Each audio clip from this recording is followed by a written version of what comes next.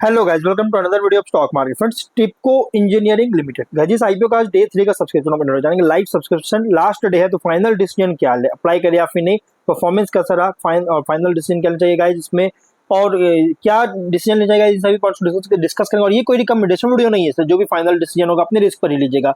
मैं आपको रिकमेंड नहीं कर रहा हूं, मैं आपको सिर्फ नॉलेज बेसिस के लिए आप इस वीडियो को ले सकते हैं। चलिए फ्रेंड्स, वीडियो को स्टार्ट करते हैं। तो गाइस, आईपीओ जो है 23 को ओपन हुआ था, 25 मतलब आज के दिन क्लोज किया जा रहा है। 1 अप्रैल का लिस्टिंग डेट है, 10 रुपीज का face value 84 to 89 rupees per share की। प्राइस बैंड 1600 शेयर्स के lot size, fresh capital OFS का कॉम्बिनेशन है। बुक बिल्ड आईपीओ 61 करोड़ का इशू साइज, 68 लाख शेयर्स का इशू किया गया है, जो कि लगभग फ्रेश कैपिटल अगर हम बात करें तो 39 करोड़ का, ओएफएस 12 करोड़ का, श्रेणी शेयर्स मार्केट मेकर है। बीएसई एसएमई प्लेटफॉर्म पर लिस्टिंग किया जा रहा है। अलॉटमेंट डेट्स 27 मार्च का, 30 को रिफंड्स रिलीज किया जाएगा, शेयर्स डिमैट अकाउंट में क्रेडिट होगा।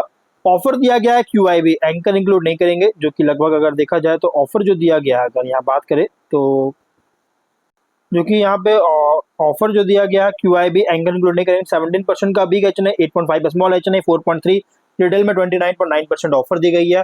रिटेल ओनली 2 लॉट अप्लाई कर सकते हैं, 3200 शेयर्स मिलेंगे, 2.8 लाख रुपीज पे करना पड़ेगा। Small H N minimum 3 lot apply कर सकते हैं, 4.3 लाख रुपीज पे करना पड़ेगा। मैक्सिमम 7 लॉट अप्लाई कर सकते हैं, 9.9 लाख रुपीज पे करना पड़ेगा। Big H N minimum 8 lot apply कर सकते हैं, 11.4 लाख रुपीज पे करना पड़ेगा। मैक्सिमम कोई लिमिट नहीं है, लेकिन अगर 5 टाइम सब्सक्राइब होता है, जैसे चाहे retail sorry small H N या बिग एच एन में, जिस कैटेगरी में होगा उसमें मिनिमम लॉट होगा। जैसे small H N only 3 lot, big H N only 8 lot allotment होगा। रिटेल में 2 लॉट अप्लाई कर सकते हैं, 2 लॉट आपको अलॉटमेंट भी होगा। एंकर से 15.3 करोड़ का फंड रीच कर चुका है। अगर हम इसके सब्सक्रिप्शन की बात करेंगे तो 2 डे सब्सक्रिप्शन अगर देखा जाए तो क्यूआईबी 1 टाइम सब्सक्राइब कर चुका है, 11.5 लाख शेयर्स बीट किया, 10.3 करोड़ का। बिग एच एन बहुत ही स्ट्रॉन्ग सब्सक्राइब है, और जो बिग एच एन में भी ओवर सब्सक्राइब है, 1.7 टाइम सब्सक्रिप्शन, 5.8 लाख शेयर्स का ऑफर था, 10.2 लाख शेयर्स का बीट किया, 9.1 करोड़ का। लेकिन स्मॉल एच एन और रिटेल में बहुत ही लो सब्सक्राइब है। स्मॉल एच एन 2% सब्सक्राइब है, 4800 शेयर्स बीट किया, 4 लैक्स का। रिटेल में ओनली 3% सब्सक्राइब, 64,000 शेयर्स बीट किया, 57 लैक्स का। जो कि गाइज यहाँ पे सिर्फ और सिर्फ क्यूआईबी और बिग एच एन में ही सब्सक्राइब किया गया। बाकी कैटेगरीज में guys retail small H N बहुत ही एकदम नहीं के बराबर, ना के बराबर जो है नील सब्सक्राइब किया हुआ देखने को मिल रहा है। टोटल 30% सब्सक्रिप्शन है, 12.2 लाख शेयर्स बीट किया, 11 करोड़ का, 24 एप्लीकेशन सबमिट हुआ है। 2 डे सब्सक्रिप्शन है गाइज, कोई खास सब्सक्राइब नहीं किया है। अगर हम इसके जीएमपी की बात करेंगे तो कंपनी का जो जीएमपी ट्रेड कर रहा है, अगर देखा जाए इसका जीएमपी का 0 रुपीज का है, विच मीन कंपनी फ्लैट या तो डिस्काउंट लिस्टिंग कर सकता है। बिजनेस पर मैं ज्यादा कुछ बात नहीं करूंगा, मैंने ऑलरेडी इस पर वीडियो बना रखी है, मैं फिर भी बता देता हूँ। कंपनी का जो बिजनेस है, ये कॉम्प्रिहेंसिव रेंज ऑफ मशीनरी, जैसे बेड मिल ऑफ अलग अलग टाइप का और अदर मशीनरी का मैन्युफैक्चरिंग और सप्लाइंग में इंगेज है।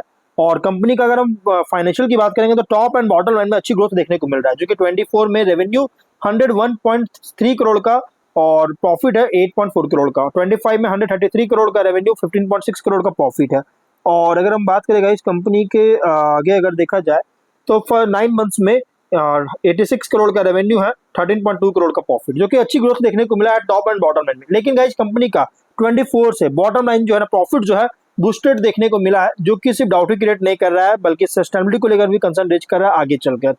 और अगर हम बात करें प्राइस यहाँ पे ऑब्जेक्टिव का, तो लोन है लिया गया था कंपनी के द्वारा, जिसका रीपेमेंट या प्रीपेमेंट करना चाहता है। Working capital requirement general corporate purpose के लिए फंडिंग चाहती है। रेशियोज में ROE 33, ROCE 24.7, RONW 28.4, PAT margin 15.3, EBITDA margin 24.3% का, डेट टू इक्विटी 0.8 टाइम का, PB है 4.1 टाइम, P रेशियो 8.7 टाइम का।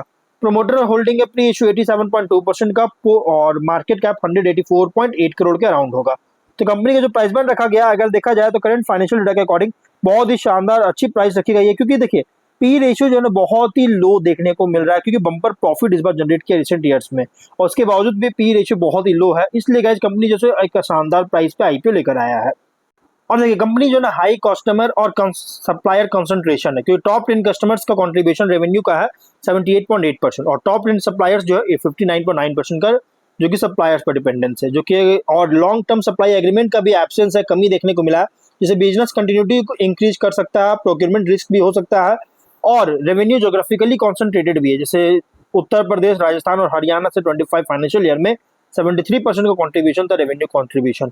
इसलिए गाइस इम्पैक्ट कर सकता है, इस स्टेट में कोई भी प्रॉब्लम आता है तो बहुत ज्यादा इम्पैक्ट कर सकता है। और स्वॉट एनालिसिस करेंगे तो स्ट्रेंथ अगर देखा जाए तो इंजीनियरिंग और इंडस्ट्रियल मशीनरी मैन्युफैक्चरिंग सेक्टर में ऑपरेट हो रहा है, और इक्विपमेंट अलग अलग इक्विपमेंट जैसे डिस्पर्सर्स, मिक्सर्स, प्रोसेस मशीनरी जो कि इंडस्ट्रीज अलग अलग इंडस्ट्री जैसे पेंट्स, केमिकल्स और कोटिंग्स में यूज होता है, इसका मैन्युफैक्चर करती है। डाइवर्सिफाइड एंड यूजर इंडस्ट्रीज है जिसमें इंक्लूड है construction, printing, packaging, industrial manufacturing. और स्ट्रॉन्ग ग्रोथ है देखने को मिला है रेवेन्यू प्रॉफिटेबिलिटी में रिसेंट ईयर्स में, जो कि बिजनेस मोमेंटम जो है इंप्रूव होता हुआ शो कर रही है।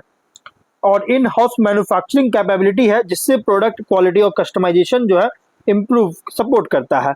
इंडस्ट्रियल मशीनरी डिमांड जो है लिंक्ड है मैन्युफैक्चरिंग और इंफ्रास्ट्रक्चर ग्रोथ पर। लेकिन वीकनेस की बात करेंगे तो रिलेटिवली बहुत ही स्केल जो है बहुत ही स्मॉलर है, बहुत छोटा है अगर लार्ज इंडस्ट्रियल मशीनरी और मैन्युफैक्चरर से कंपेयर करें। बिजनेस भी कैपिटल इंटेंसिव है जो कि कंटिन्यूअस इन्वेस्टमेंट रिक्वायर होगा मशीनरी और प्लांट में। रेवेन्यू डिपेंड करता है इंडस्ट्रियल डिमांड साइकिल्स और ऑर्डर इनफ्लो पर। वर्किंग कैपिटल इंटेंसिव है इन्वेंट्री और प्रोजेक्ट एग्जीक्यूशन साइकिल्स के कारण। कस्टमर कॉन्सेंट्रेशन रिस्क बहुत ज़्यादा है क्योंकि लार्ज इंडस्ट्रियल क्लाइंट अगर ऑर्डर रिड्यूस करता है तो, जैसे मैंने अभी आपको बताया था कुछ टाइम पहले। अपॉर्चुनिटीज़ की बात करें तो डिमांड जो है बहुत तेजी से ग्रो कर रहा है मैन्युफैक्चरिंग, केमिकल, इंफ्रास्ट्रक्चर सेक्टर से। और न्यू इंडस्ट्रियल सेगमेंट में एक्सपेंशन और कस्टमाइज मशीनरी सॉल्यूशंस में एक्सपेंशन भी कर रही है। इसके अलावा अगर हम बात करें तो एक्सपोर्ट अपॉर्चुनिटीज मिल रहा है ग्लोबल इंडस्ट्रियल इक्विपमेंट मार्केट्स में। और कैपेसिटी एक्सपेंशन के कारण गाइज प्रोडक्शन स्केल को और रेवेन्यू इंप्रूव कर सकता है और रेवेन्यू ग्रोथ को इंप्रूव कर सकता है, रेवेन्यू ग्रोथ भी कर सकती है। इंडस्ट्रियलाइजेशन और कैपेक्स साइकिल इंडिया में बहुत तेजी से हो रहा है जिससे गाइज लॉन्ग टर्म डिमांड को सपोर्ट करता है। वहीं अगर हम बात करें थ्रेट का तो कंपनी का जो थ्रेट है इंटेंस कंपटीशन है एस्टैब्लिश्ड डोमेस्टिक और ग्लोबल मशीनरी मैन्युफैक्चरर से। रॉ मटेरियल प्राइस में अगर वोलेटिलिटी होता है जैसे स्टील एंड कंपोनेंट्स में तो मार्जिन को इम्पैक्ट कर सकता है। और इकोनॉमिक स्लो डाउन के कारण गाइज इंडस्ट्रियल कैपेक्स और मशीनरी डिमांड को रिड्यूस कर सकती है। टेक्नोलॉजिकल एडवांसमेंट्स के कारण गाइज कंटिन्यूअस अपग्रेड्स रिक्वायर हो सकता है मैन्युफैक्चरिंग कैपेबिलिटी में। अगर इंडस्ट्रियल प्रोजेक्ट्स में डिले होता है तो ऑर्डर एग्जीक्यूशन कैश फ्लो को इम्पैक्ट कर सकता है। पीयर कॉन्टेक्स्ट अगर करेंगे मतलब लार्ज इंडस्ट्रियल मशीनरी कंपनी से कंपेयर करेंगे तो ये ऑपरेट हो रहा है as a mid scale engineering manufacturer जो कि फोकस है कंपनी का प्रोसेस इक्विपमेंट पर। मिड टीयर इंजीनियरिंग फर्म से अगर कंपेयर करेंगे तो कंपनी जो है ये प्रोडक्ट क्वालिटी, कस्टमाइजेशन कैपेबिलिटी और प्राइसिंग एफिशिएंसी पर compete कर रही है। इन्वेस्टर के लिए आईपीओ रिप्रेजेंट कर रहा है industrial and manufacturing and capital good sector play जहां ग्रोथ डिपेंड करता है industrial capex cycles, execution capability और कॉस्ट मैनेजमेंट पर। तो ओवरऑल अगर हम बात करें आईपीओ का तो कंपनी का जो आईपीओ है ना ओवरऑल अगर देखा जाए तो medium to long term IPO है। एक अच्छा फंडामेंटल भी ठीक अच्छी कंपनी है बट फाइनल डिसीजन जो भी लीजिएगा अपने रिस्क पर लीजिएगा और ये medium to long term IPO है। तो गाइस वीडियो कहीं पर एंड करते हैं, अगर कोई डाउट है कमेंट बॉक्स में पूछे। मिलते हैं नेक्स्ट वीडियो में, टिल देन बाय बाय।